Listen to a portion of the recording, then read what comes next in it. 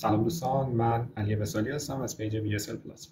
امروز با هم میخوایم یاد بگیریم که چجوری یه سویچ سیسکو رو با نرم افزار PRTG مانیتور کنیم. برای این منظور وارد این سایت میشیم و یه پسورد جنریت میکنیم با طول 12 و خدمت شماره سامین رو کپی میکنیم. از طریق SSH وصل میشیم به سویچمون که من از قبل کانکت کردم و دستوراتی که بهتون میگم رو میزنید. conft و بعد میزنیم snmp-server community. پسوردی که کپی کردیم رو وارد میکنیم و read only و اینتر میکنیم.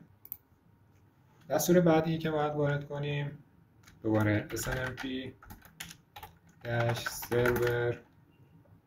location است. ممکنه توی مجموعمون ما چند جا سویچ داشته باشیم و لوکیشن های مختلفی باشه. برای همین ما این لوکیشن رو میذاریم که مشخص باشه که برای کجا هستش لوکیشن. مثلا برای من توی دیتا سنتر هست.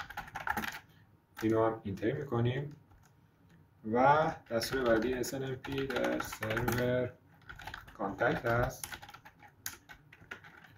که یه دونه جیمیل یا ایمیل وارد میکنید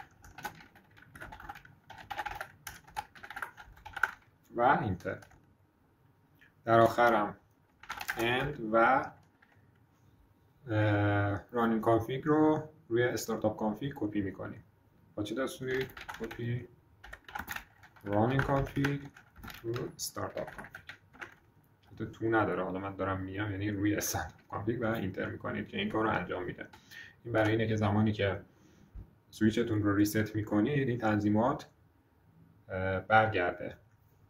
مرحله بعدش هم وارد سرور PRTG تون میشید. از اینجا add device رو میزنید و یه گروه مثلا سویچ سیسکو رو اضافه میکنید. اوکی.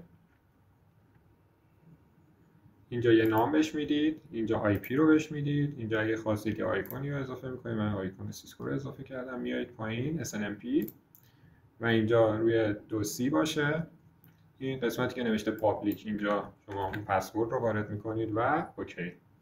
وقتی که اوکی کردید میاد توی لیست دیوایساتون قرار میگیره. اونجا اگر سنسورها رو میشناسید دونه دونه اضافه میکنید. در غیر این صورت اوتو دیسکاور رو میزنید، خودش میگرده سنسورهایی که میشناسه رو اد میکنه. به همین راحتی. موفق و پیروز باشین.